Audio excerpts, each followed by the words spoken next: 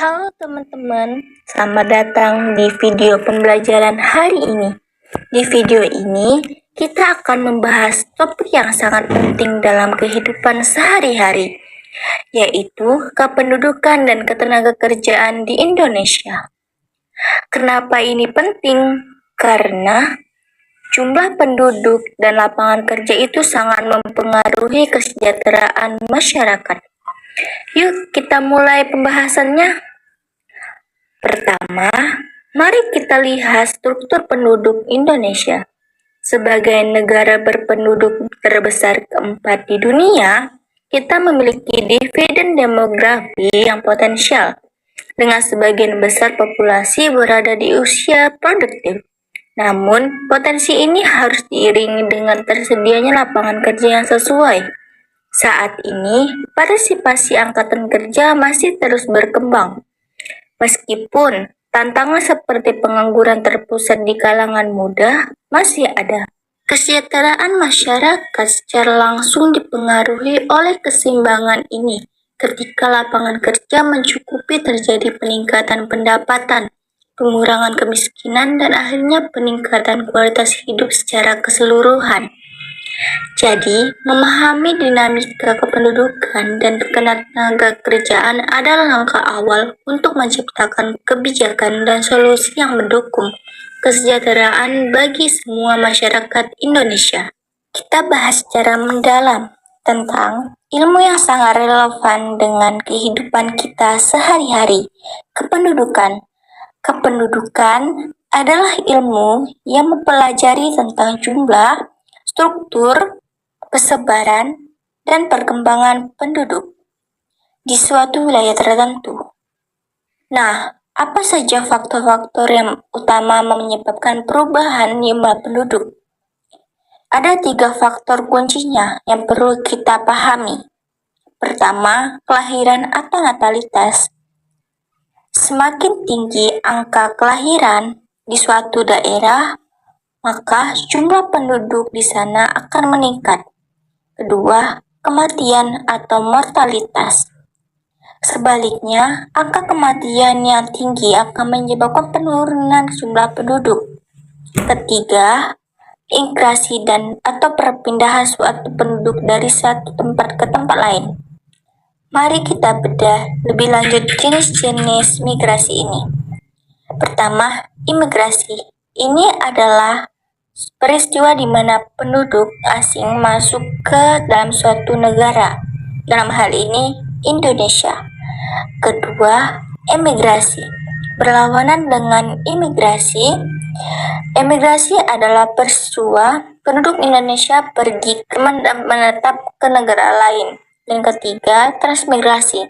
Ini adalah perpindahan penduduk yang terjadi dalam negara Indonesia dari suatu daerah ke daerah lain. Jadi, itulah 3 faktor utama yang mempengaruhi jumlah penduduk: kelahiran, kematian, dan migrasi. Kita akan membahas secara mendalam masalah kependudukan yang dihadapi Indonesia dan upaya-upaya yang dilakukan untuk mengatasinya. Pertama, jumlah penduduk yang sangat besar. Indonesia adalah negara berpendudukan terbesar keempat di dunia dengan lebih dari 270 juta jiwa. Pertumbuhan ini menciptakan tekanan pada sumber daya dan layanan publik. Kedua, persebaran penduduk yang tidak merata. Lebih dari 55% penduduk berpotensi di Pulau Jawa, menyebabkan kesenjangan pembangunan dan tekanan lingkungan yang tidak merata di berbagai wilayah. Ketiga, kualitas penduduk yang masih rendah. Hal ini ditunjukkan oleh angka partisipasi sekolah yang belum maksimal, status kesehatan yang perlu ditingkatkan, dan produktivitas kerja yang kreatif rendah. Keempat, tingginya angka pengangguran, terutama pengangguran muda. Tantangan ini muncul karena pertumbuhan ekonomi belum sepenuhnya menyerap peningkatan angkatan kerja baru setiap tahun. Untuk menanggulanginya masalah-masalah ini, pemerintah Indonesia telah melaksanakan berbagai upaya. strategis. Mari kita bahas satu persatu. Pertama, program keluarga berencana atau KB. Program ini bertujuan untuk mengatur keinginan beranak secara bijak dengan harapan menurunkan laju pertumbuhan penduduk menjadi lebih seimbang. Kedua, pemerataan pembangunan. Pemerintah berusaha meratakan fasilitas dan layanan umum seperti jalan, sekolah, dan rumah sakit ke seluruh wilayah, mendorong pemerataan ekonomi dan aktivitas. Ketiga, peningkatan pendidikan dan kesehatan. Dengan meningkatkan akses dan mutu pendidikan serta layanan kesehatan, diharapkan kualitas sumber daya manusia Indonesia dapat terus meningkat signifikan. Keempat, program transmigrasi. Program ini telah lama dijalankan untuk mendistribusikan penduduk dari daerah padat ke daerah yang relatif kurang padat, sekaligus mendorong pembangunan di daerah tujuan. Secara ringkas, masalah kependudukan adalah tantangan kompleks yang membutuhkan solusi menyeluruh. Kita akan membahas secara mendalam tentang konsep dan klasifikasi tenaga kerja. Kita mulai dengan pengertian dasar. Ketenaga kerjaan adalah segala sesuatu yang berkaitan dengan tenaga kerja dan pekerjaan. Ini mencakup aspek ekonomi, sosial, dan hukum di sekitar dunia kerja. Lalu, apa itu tenaga kerja? Tenaga kerja merujuk pada semua orang secara fisik dan mental mampu bekerja, biasanya dalam rentang usia 15 hingga 64 tahun. Tenaga kerja tidaklah seragam berdasarkan kualitas dan keahliannya. Tenaga kerja dapat dibagi menjadi 3 kategori utama. Kita bahas satu persatu ya. Pertama, tenaga kerja terdidik. Ini adalah kelompok yang memiliki pendidikan formal tinggi dan keahlian khusus dalam bidang tertentu, seperti guru dan dokter. Kedua, tenaga kerja terlatih. Mereka menguasai keterampilan tertentu melalui pelatihan praktis, bukan semata-mata pendidikan formal. Contohnya adalah montir dan tukang. Ketiga, tenaga kerja tidak terdidik. Kelompok ini melakukan pekerjaan yang tidak memerlukan keahlian khusus atau pelatihan formal, seperti pekerja bangunan umum. Jadi, kita telah mempelajari pengertian tenaga kerjaan, definisi tenaga kerja, dan klasifikasinya menjadi terdidik, terlatih, dan tidak terdidik. Kita akan membahas secara mendalam tentang angkatan kerja dan masalah pengangguran yang menjadi isu krusial di banyak negara, termasuk Indonesia. Pertama, mari kita definisikan apa itu angkatan kerja. Angkatan kerja adalah sekelompok orang yang memiliki kemampuan kerja dan dalam usia kerja, yaitu antara 15 hingga 64 tahun. Angkatan kerja terdiri dari 2 kelompok utama. Pertama, orang yang sudah bekerja, baik secara penuh waktu maupun paruh waktu. Kedua, orang yang tidak bekerja, tetapi sedang aktif mencari pekerjaan. Sekarang, fokus kita pada kelompok yang tidak termasuk dalam angkatan kerja, karena tidak bekerja dan tidak mencari pekerjaan. Pengangguran. Pengangguran adalah kondisi seseorang tidak memiliki pekerjaan meskipun dalam usia kerja dan mampu bekerja. Terdapat beberapa jenis pengangguran. Yang pertama adalah pengangguran terbuka. Ini adalah orang yang jelas tidak memiliki pekerjaan dan secara aktif mencari pekerjaan, namun belum berhasil mendapatkannya. Kedua, setengah menganggur. Ini merujuk pada orang yang bekerja tetapi tidak sepenuhnya memanfaatkan kemampuannya atau jam kerjanya. Misalnya, seorang sarjana yang bekerja sebagai pekerja kasir. Ketiga, pengangguran terselubung. Ini adalah orang yang ingin bekerja dan mampu bekerja, tetapi tidak mencari pekerjaan karena merasa tidak ada peluang kerja yang tersedia atau sudah menyerah mencari. Memahami jenis pengangguran juga berarti memahami penyebabnya. Ada beberapa faktor utama yang menyebabkan tingginya angka pengangguran di suatu negara. Pertama, kurangnya lapangan pekerjaan. Permintaan kerja yang tinggi tidak diimbangi dengan tersedianya lowongan kerja, menyebabkan persaingan yang sangat ketat. Kedua, rendahnya tingkat pendidikan dan keahlian. Di era industri 4.0, perusahaan membutuhkan tenaga kerja yang terlatih dan memiliki keahlian digital. Mereka yang tidak memiliki ini akan kesulitan mendapatkan pekerjaan. Ketiga, pertumbuhan penduduk yang tinggi. Jika pertumbuhan ekonomi tidak secepat pertumbuhan penduduk, maka lapangan kerja tidak akan menampung semua angkatan kerja baru memasuki pasar. Dan keempat, kemajuan teknologi. Mesin dan otomatisasi menggeser pekerja manusia berbagai sektor, mengakibatkan pengurangan tenaga kerja atau perubahan kebutuhan kompetensi baru. Kita akan membahas secara mendalam tentang lapangan kerja dan 3 sektor utama dalam perekonomian yang menjadi pilar dari aktivitas kita sehari-hari. Lapangan kerja itu terbagi menjadi beberapa sektor utama dalam perekonomian. Memahami perbedaan antara mereka adalah langkah pertama untuk memilih karir yang tepat. Pertama, sektor primer. Ini adalah sektor yang berhubungan langsung dengan alam. Aktivitasnya melibatkan pengambilan sumber daya alam secara langsung. Contoh utamanya adalah pertanian, perikanan, dan pertambangan. Biasanya aktivitas sektor primer ini banyak ditemukan di daerah pedesaan. Selanjutnya, sektor sekunder. Sektor ini berfungsi untuk mengolah bahan mentah dari sektor primer menjadi barang jadi yang siap digunakan oleh konsumen. Ini mencakup industri pabrik dan manufaktur. Contohnya seperti pabrik makanan yang mengolah makanan mentah menjadi produk siap jadi, atau pabrik pakaian yang mengubah kartun menjadi baju. Ketiga, sektor tersier. Sektor ini berhubungan dengan jasa.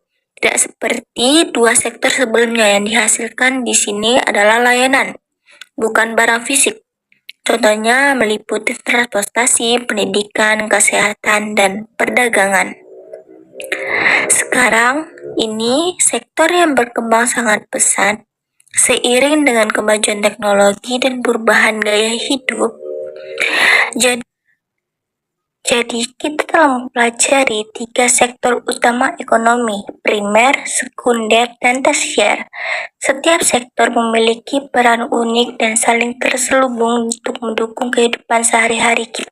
Pernahkah Anda bertanya-tanya, apa rahasia di balik hasil kerja yang luar biasa?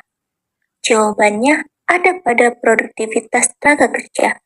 Secara formal, produktivitas adalah kemampuan seseorang untuk menghasilkan barang atau jasa.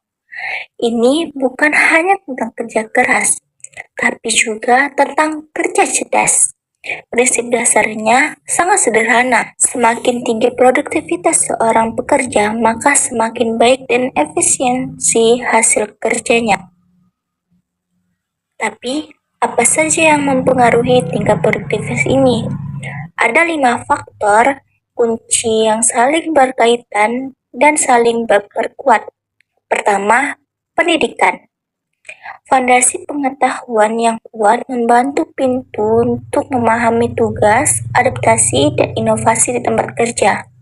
Kedua, keterampilan. Memiliki pengetahuan tanpa keterampilan praktis seperti menunggangi kuda tanpa sadel. Keterampilan memungkinkan kita menerapkan pengetahuan tersebut. Ketiga, kesehatan. Tubuh dan pikiran yang sehat adalah mesin uap dari produktivitas. Tanpa kesehatan, bahkan kemampuan terbaik akan terbatas. Keempat, teknologi. Di era digital ini, teknologi adalah katalis yang mempercepat dan mempermudah pekerjaan. Menguasainya adalah kunci untuk tidak tertinggal. Kelima, dan yang paling krusial, motivasi kerja. Semangat dan tujuan yang kuat adalah bahan bakar yang mendorong semua faktor lain untuk berfungsi optimal. Ingat, ini bukan faktor tunggal. Pendidikan, keterampilan, kesehatan, teknologi, dan motivasi saling memperkuat. Meningkatkan satu akan membantu meningkatkan yang lain. Makanya, tidaklah mengherankan bahwa orang-orang yang terus mengasah keterampilan dan memiliki semangat kerja yang tinggi cenderung lebih sukses dalam karir mereka. Mulai dari sekarang, evaluasi dan tingkatkan 5 faktor ini dalam diri Anda. Perjalanan menuju hasil kerja terbaik dimulai dari langkah kecil yang konsisten. Kita akan membahas sebuah isu krusial yang mempengaruhi banyak aspek kehidupan kita. Dampak pengangguran ini bukan hanya masalah individu, tapi sebuah tantangan bagi seluruh masyarakat. Mari kita mulai dari dampak ekonomi. Ketika tingkat pengangguran tinggi, produktivitas ekonomi secara keseluruhan menurun.